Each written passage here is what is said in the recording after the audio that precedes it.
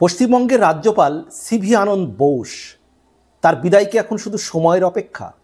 যে কোনো দিন কি তিনি রাজ্যপালের জায়গা থেকে বদলি হয়ে যেতে পারেন? তার জায়গায় কি অন্য রাজ্যপাল আসতে চলেছে? আর আসলে কেই বা আসতে চলেছেন? কেন তাকে বদলির পরিকল্পনা হয়েছে? সবটাই আলোচনা করব এই ভিডিওতে। দেখবেন এবং আপনারা আপনাদের মতামত জানাবেন।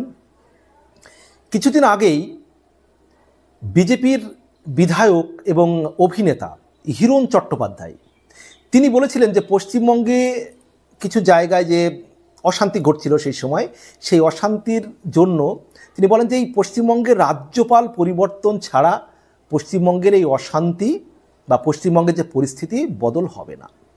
তো বিজেপির মধ্যে যে একটা ক্ষোভ রাজ্যপাল সিভি আনন্দ বোসের প্রতি রয়েছে, তার প্রতি যে তারা সন্তুষ্ট নয়, সেটা কিন্তু বেশ কিছুদিন আগে থেকেই বোঝা যাচ্ছিল।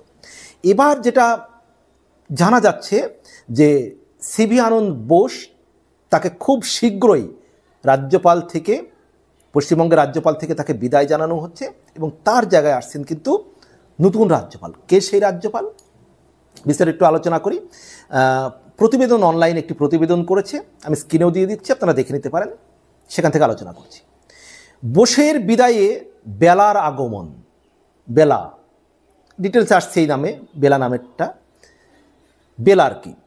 বোসের বিদায়ে বেলার আগমন, বাংলায় শীঘ্রই রাজ্যপাল বদল। প্রতিদিন এটাই হেডলাইন করেছে। শেষ মুহূর্তে কোনো সিদ্ধান্ত বদল না হলে বোসের বিদায় এবং বেলার আগমন কার্যত নিশ্চিত।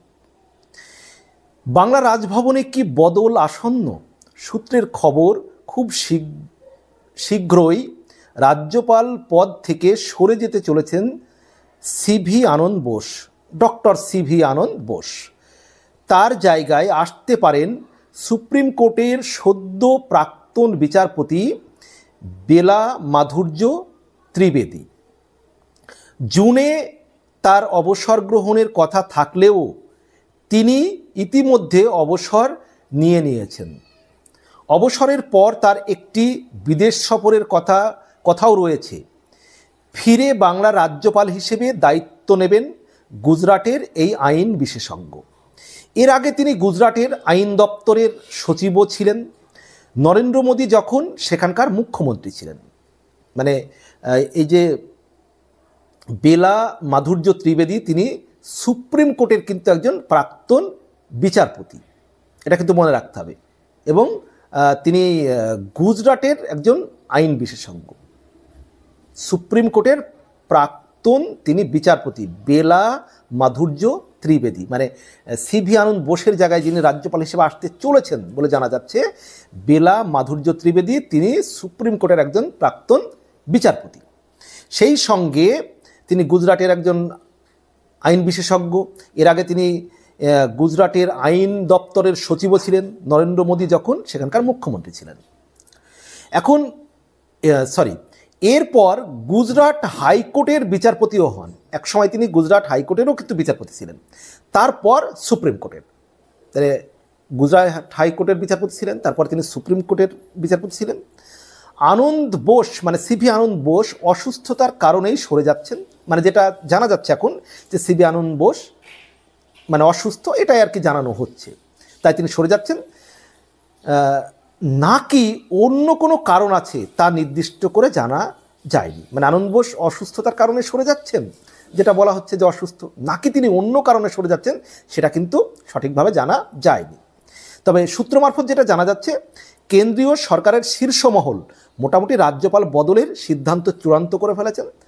মানে কেন্দ্রীয় যে সরকার, সে সরকারের যে শীর্ষ মহল তারা একবার ঠিক করে ফেলেছেন যে রাজ্যপাল সিভি আনন্দ বোসকে তারা পরিবর্তন করবে এবং তার জায়গায় আসছেন বেলা মাধুর্য ত্রিবেদী।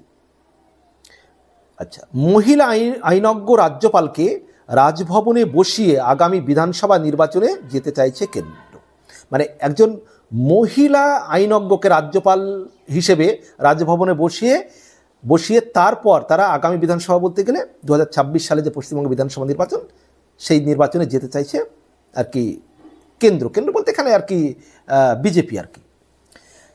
শেষ মুহূর্তে কোনো সিদ্ধান্ত বদল না হলে বোসের বিদায় এবং বেলার আগমন কার্যত নিশ্চিত। মানে শেষ মুহূর্তে যদি কোনো অঘটন না ঘটে, কোনো আর কি খুব বিশেষ কিছু না ঘটে, কোনো কিছু হঠাৎ করে কিছু না ঘটে যায়, তাহলে মোটামুটি পশ্চিমবঙ্গের রাজ্যপাল হিসেবে সিভি আনন্দ বোসের বিদায় নিশ্চিত এবং বেলা যে মাধুর্য ত্রিবেদী তিনি রাজ্যপাল হিসেবে পশ্চিমবঙ্গে আসছেন এটা মোটামুটি নিশ্চিত।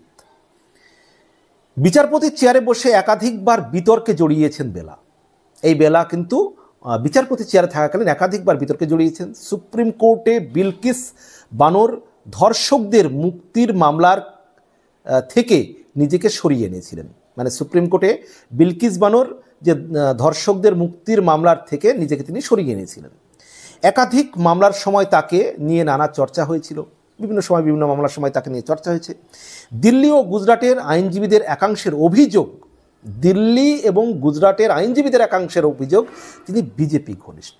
তাহলে বুঝতেই পাচ্ছেন যে রাজ্যপাল আসছেন, আর যারা শাসক দল থাকে কেন্দ্রে তাদের তো ঘনিষ্ঠ মানুষদেরই তারা রাজ্যপাল হিসেবে পাঠান বিভিন্ন রাজ্যে, এটা নতুন কিছু নয়। তো দিল্লি এবং গুজরাটের আইনজীবীদের একাংশ বলছেন তিনি বিজেপি ঘনিষ্ঠ।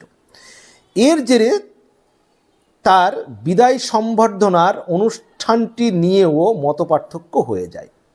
মানে এই বিজেপি ঘনিষ্ঠ হওয়ার জন্য তার যে বিদায় বেলায় আর কি মতপার্থক্য আর কি, যে তার যে সম্বর্ধনার বিদায় সম্বর্ধনা অনুষ্ঠানটি একটা মতপার্থক্য হয়ে যায়।